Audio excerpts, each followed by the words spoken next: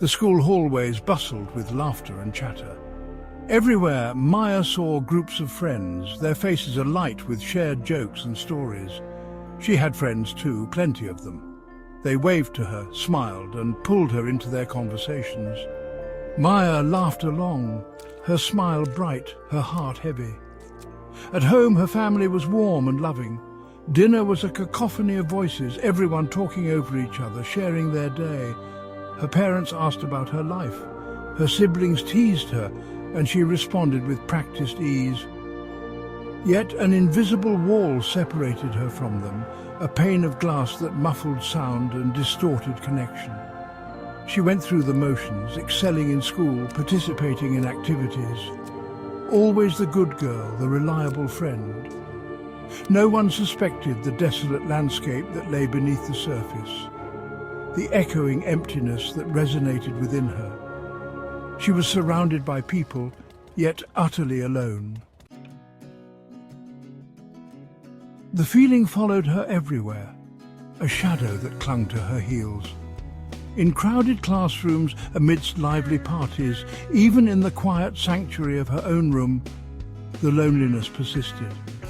It was a weight in her chest, a lump in her throat, a constant whisper in her ear reminding her that she was different, separate, unseen. She longed to reach out, to bridge the chasm that separated her from everyone else. But how do you explain the invisible? How do you describe a feeling that had no shape, no form, yet felt as tangible as a brick wall? So she stayed silent, her smile a mask, her laughter a carefully constructed facade. The effort of pretending, of being the girl everyone expected her to be, was exhausting. She craved authenticity, a connection that ran deeper than shared jokes and casual conversations. She yearned for someone to see through the cracks in her carefully constructed persona, to recognize the lonely girl behind the smile.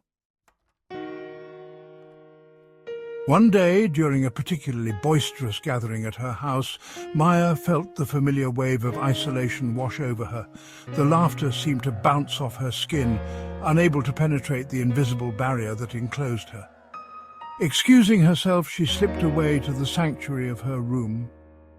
Curled up on her bed, she finally let the tears fall. She cried for the connection she craved, for the understanding she desperately sought. In the silence of her room, surrounded by her carefully curated belongings, she finally allowed herself to voice the truth she had kept hidden for so long. "I feel so alone," she whispered, her voice choked with unshed tears. The words hung in the air, heavy with unspoken pain. It was a confession, a plea, a desperate attempt to break free from the prison of her own making. As she sat there, her tears gradually subsiding, a strange sense of peace settled over her. The act of acknowledging her loneliness, of giving voice to the pain she had kept bottled up for so long, brought a sliver of relief. It was a small victory, but a significant one. Later that night, her mother knocked softly on her door. "Are you okay, honey?" she asked, her voice filled with concern. Maya hesitated, then, on an impulse, decided to be honest. She told her mother everything. The loneliness, the isolation, the feeling of being trapped behind an invisible wall. To her surprise, her mother didn't dismiss her feelings or offer platitudes. She listened, her eyes filled with understanding and empathy. When Maya was finished, her mother simply said, "You're not alone, you know."